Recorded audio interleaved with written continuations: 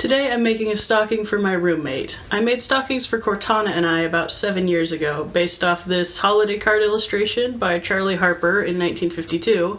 Mine's pretty much a direct copy of that. I derived Cortana's design off of that style, and I wanted to do one for my roommate that matched ours, but he celebrates Hanukkah rather than Christmas, so I wanted to make one that looked visually the same, so it would look nice in the decor scheme, but honored his traditions rather than Christmas, so here it is. Here's my stocking. As you can see, pretty much a direct copy from the Charlie Harper illustration. It's all hand-stitched, and I wanted to copy exactly how I made it. As you can see, it's lined with ticking, has a little braided hanging loop, blank on the back.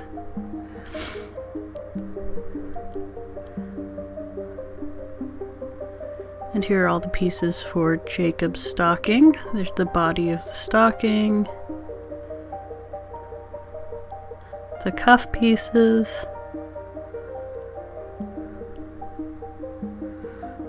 I had the good fortune of being, in at least fabric, a slight hoarder, so I still had the felt that I used for the original stockings. I just had to buy these blue colors. It's actually more challenging than I thought to get a nice blue felt that has some heathering, some depth to it. So I didn't end up with as much contrast as I would have liked, but I think these are pretty shades of blue and they go well with the color schemes.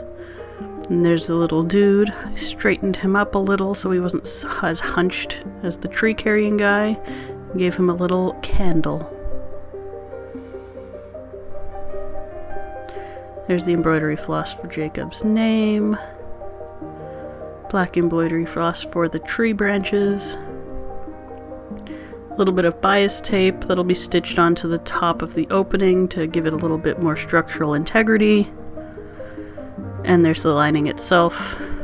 This is just a blue ticking.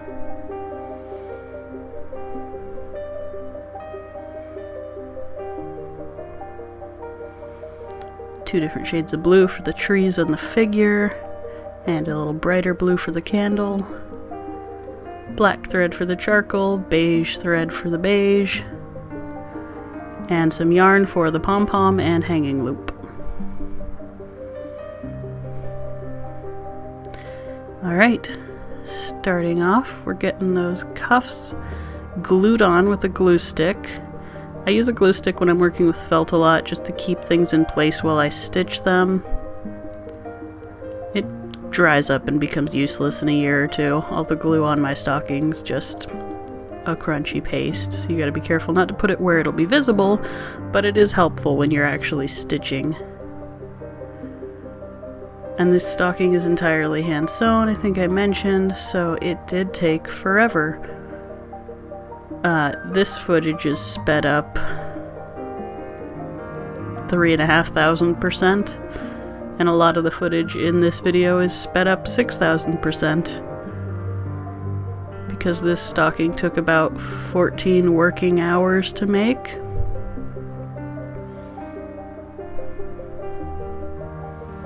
Mostly because I was copying the style that I made the earlier stockings in 7 years ago, and the stitches that I used were so tiny and so closely spaced that you can't just do a running stitch from the top side like you might normally and get stitches that close together on felt because it's so thick. So I was having to do every stitch from the front, pull through the back, push up through from the... It's very labor intensive, this process, but it turns out just such a pretty stocking that it's worth it.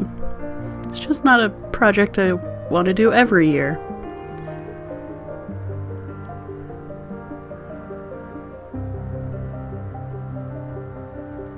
As you can see, I was gluing the toe and heel down before sewing them as well.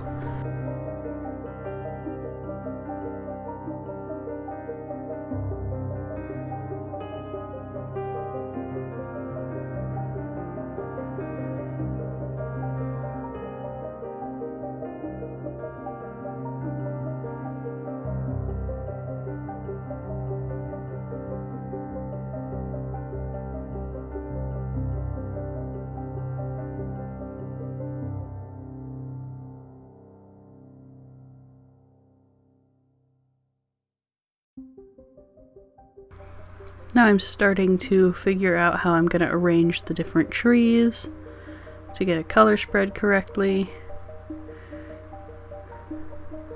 I've settled on this pattern, so I'm gluing them down, a little stripe of glue under each tree, once again just to hold them in place while I stitch around the edge of every tree to get it held onto the stocking.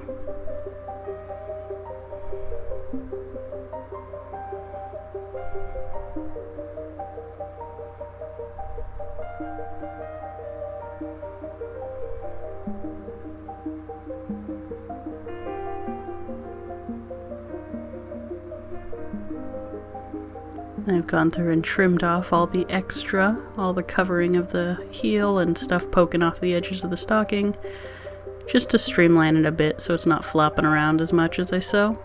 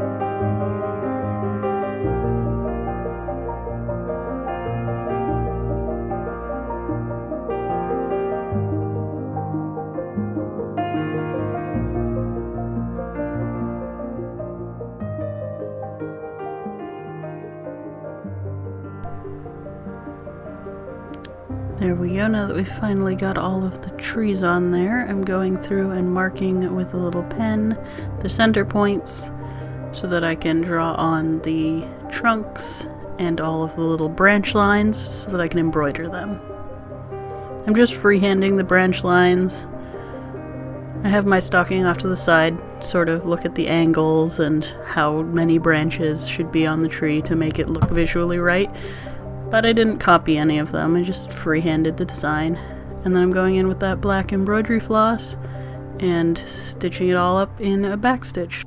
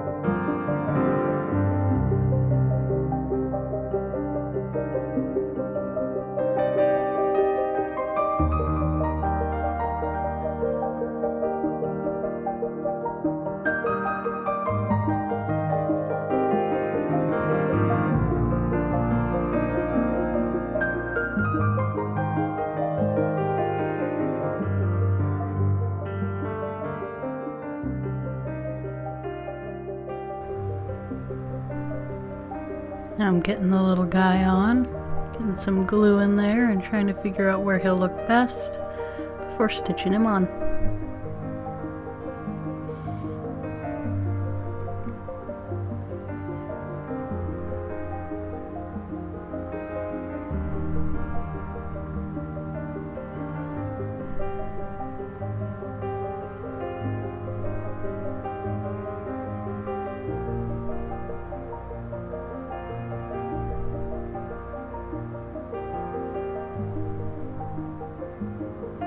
And a little candle.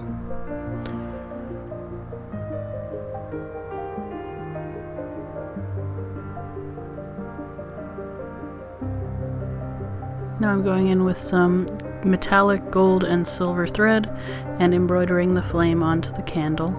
Arguably the most important part of making this a Hanukkah stocking. And it gave a really nice effect. It sort of catches the light and glitters a bit. It's the only metallic bit on any of the stockings.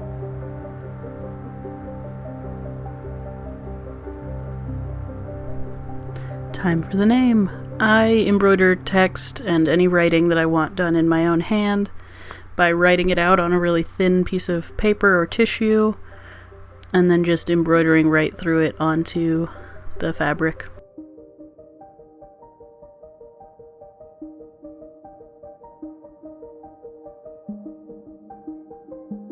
Once again, I'm just using a back stitch for the name.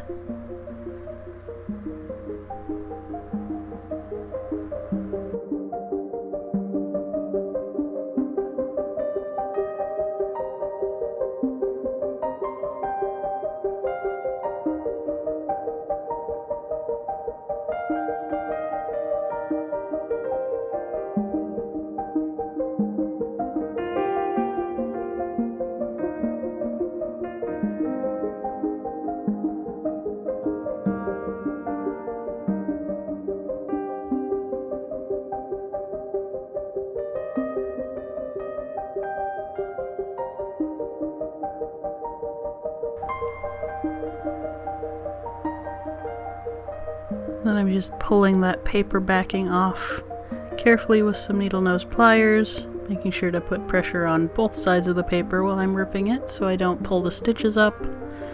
And then it's time to sew that bias tape right under the top edge on the back side of the top of the stocking. This is just adding structural stability. Felt stretches, and especially at the top of a stocking where you're going to be putting stuff in the stocking, I didn't want it to warp out. So I just added some bias tape, and that'll sort of become the structure of the top of the stocking. It's also where I'll be attaching the lining so that there's not too much stress on the felt itself to hold all that structure.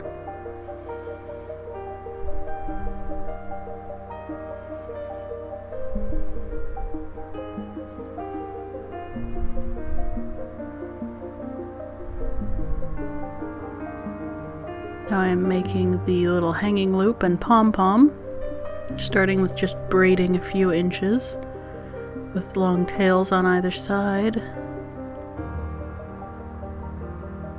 then tying it off on both ends. You could tie it together there. I went and stitched the two knots together because I didn't want to add any more additional bulk, because this is what I'll be using to tie the pom-pom. And I didn't want the knots sticking out too far from the pom-pom.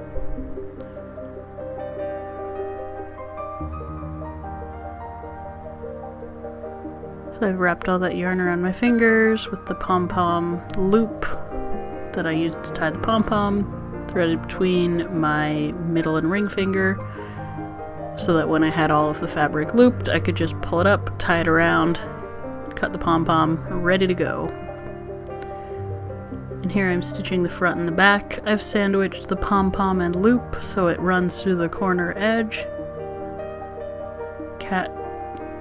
It's caught on the bias tape so that it is hung by the bias tapes as well, structurally. And then I'm just doing tiny little running stitches down the edges in whatever color thread matches the felt that is most visible on the top.